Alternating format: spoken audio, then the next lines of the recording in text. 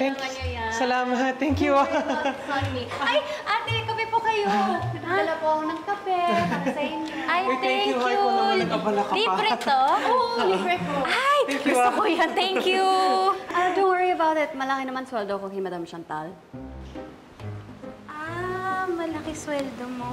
Oo, actually, doble ng sahod nyo dito sa Apex, plus vacation leave around Europe. Talaga? Oo, talaga. May 13th, 14th, and 15th month pay. Plus, may vacation leave and birthday leave. Birthday leave. So ano yun, no? Paid yun, no? Of course! Actually, sa sobrang bait ni Madam Chantal, hindi ko na pinangarap bumalik sa pagiging nurse. Kasi di ba nakakapagod, nakakahagard, and mababa pa yung sweldo.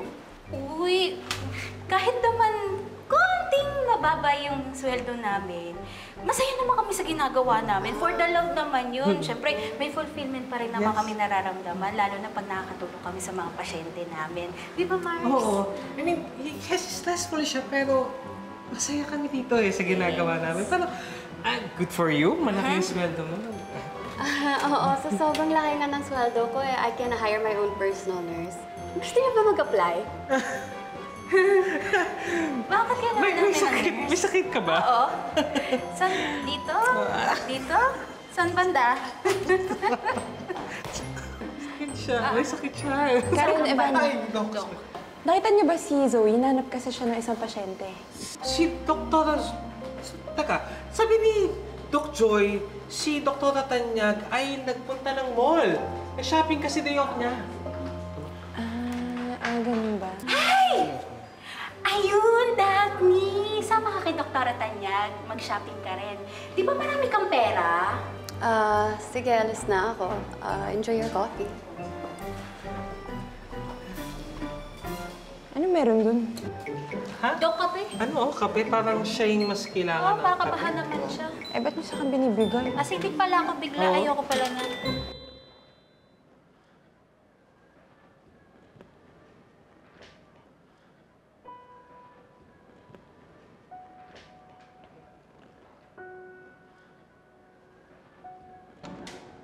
Madam! Daphne, you should have seen the look on Giselle's face. Hindi? Inggit na inggit siya dahil nakuha ko ang loob ng mga board members. That's good!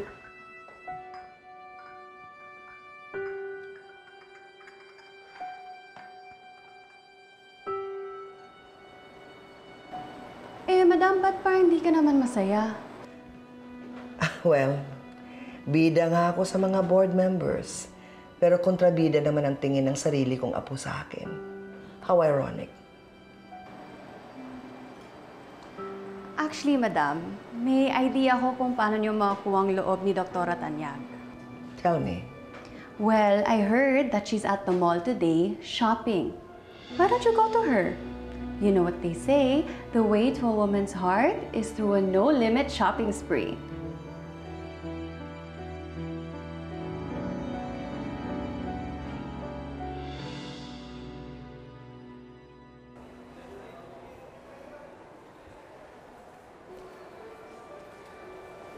Oh, okay ka lang? Naalala ko lang si Mommy. Lagi kasi kaming magkasama mag-mall dati eh. Alam mo ba, ang dami kong regrets with regards with her. Kaso wala. Wala na akong magawa. Wala na siya eh. Mag-isa na lang ako. Ano ka ba? Yan dito naman ako. Tsaka andyan din si tatay. Hindi ka kaya nag-iisa. Alam ko naman yun. Pero syempre, iba pa rin eh. Alam mo, simula nung nawala si Mommy, para akong napilayan.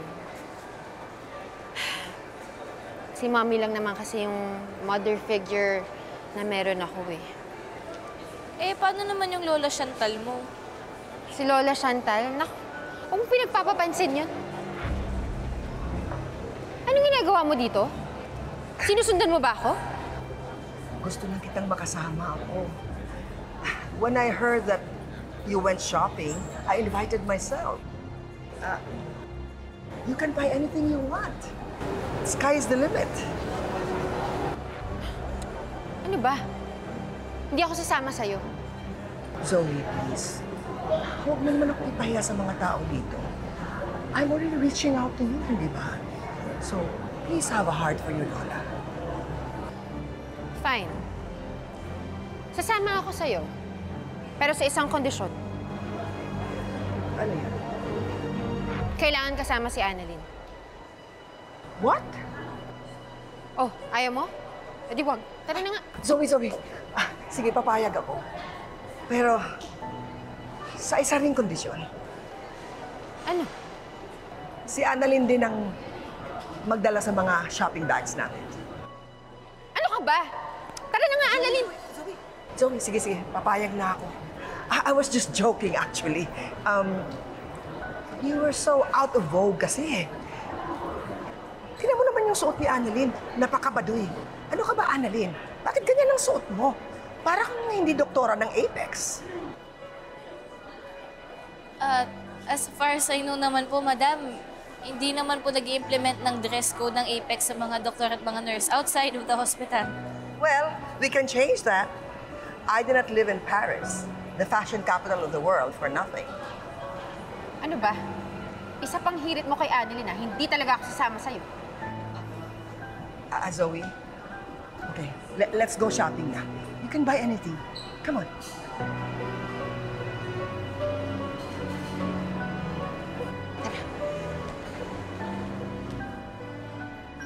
Madam, mukhang payag na po yung apo nyo. Kaso nga lang, di asungot. Huwag kang mag-alala. Ako ang bahala sa bubuit na yan.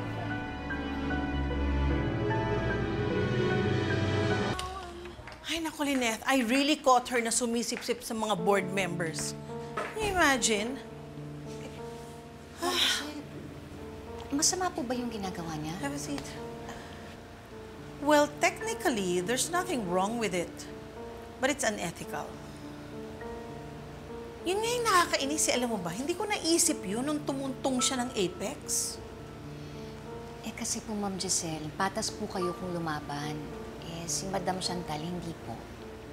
Yun na nga eh, pero alam mo, Lynette, kailangan talaga lumaban tayo eh. Kasi kung hindi tayo lumaban, naku, uubusin niya ang Apex. She's gonna burn the whole house down.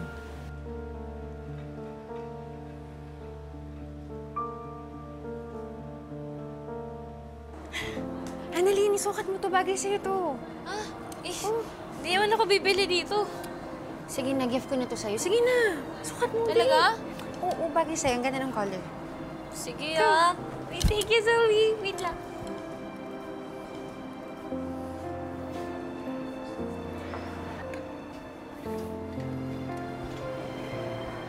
Zoe! Oh, Doc Lindon. Ang Si ginagawa mo dito? Annalyn, kasama mo? Nagsusukot sa loob.